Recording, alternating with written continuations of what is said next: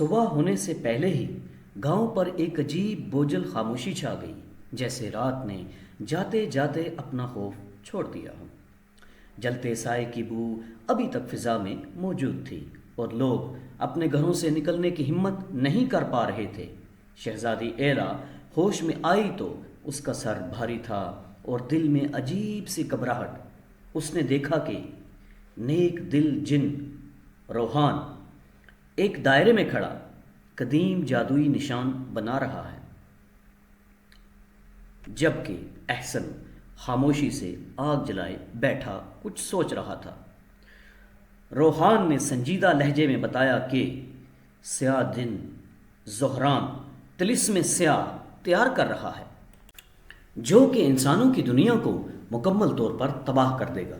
شہزادی یہ سن کر کانپ اٹھی، کیونکہ اس سے پہلے وہ ایک خواب دیکھ چکی تھی جس میں ایک جلتا ہوا محل اور چیختی ہوئی پریاں اسے دکھائی دیں۔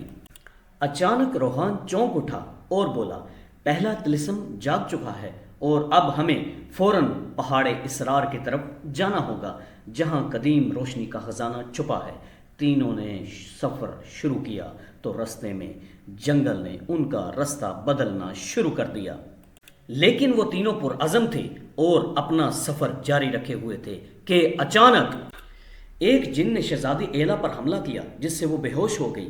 فوراً روحان جن وہاں پر حاضر ہوا اور اس نے شہزادی کے ارد گرد حفاظتی حصار کھینچ ڈالا۔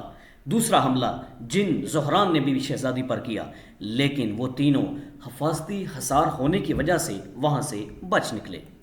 روحان شہزادی کو بچانے میں اپنی طاقت کا ایک بہت بڑا حصہ استعمال کر چکا تھا۔ اب اس کی طاقت زیادہ کارآمد نہ تھی۔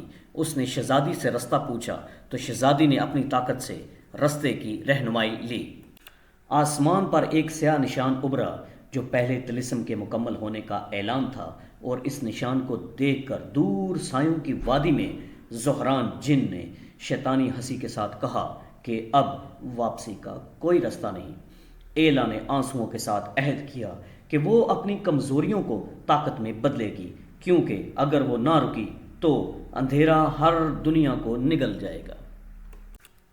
شہزادی ایلا اپنی طاقتوں کو کنٹرول کرنے کی کوشش کر رہی تھی تو دوسری طرف احسن رستے کی رہنمائی لے رہا تھا اور اپنے سفر کو جاری رکھے ہوا تھا کہ اچانک ایک جن نے ان پر حملہ کر دیا۔ روحان جن فوراً حاضر ہوا اور اس نے ان دونوں کے گرد حفاظتی حصار کھینچ ڈالا، جس سے وہ اس حملے سے دوبارہ بچ نکلے۔ شہزادی اس حملے کے بعد نڈھال ہو گئی اور بے ہوش ہو کر نیچے گر گئی۔ زہران جن دوسری طرف مزید طاقتور ہو رہا تھا اور وہ بولا، تم تینوں مل کر بھی میرا کچھ نہیں بگاڑ سکتے اور میں اس دنیا کو لازم تباہ کروں گا۔ شہزادی دوبارہ اپنی طاقتوں کو جمع کر رہی تھی، لیکن وہ اس میں بار بار ناکام ہو رہی تھی اور وہ قریب تھا کہ وہ گر جاتی، لیکن احسن نے آگے بڑھ کر شہزادی کو سنبھال لیا۔ روحان جن شہزادی کو دلاسا دے رہا تھا اور یہ بتا رہا تھا کہ جب جب آپ اپنے جادو کو استعمال کرو گی، آپ کو قربانیاں دینی پڑیں گی۔ تینوں پہاڑ پراسرار پر پہنچ چکے تھے اور اپنی منزل کے بہت قریب تھے۔ دوسری طرف شیطانی طلسم انسانی گاؤں کے اوپر چمک رہا تھا، جس کا مطلب تھا کہ انسانی گاؤں اب خطرے میں ہے، اور جادوگر مسلسل تینوں کو للکار رہا تھا اور یہ کہہ رہا تھا کہ ان انسانوں کو مجھ سے کون بچائے گا۔ جی تو دوستو، آپ کا کیا خیال ہے؟ شہزادی کس طرح اپنی طلسماتی طاقتوں کو کنٹرول کرے گی؟ روحان جن کس طرح ان کی مدد کر پائے گا؟ احسن مزید کیا کرے گا؟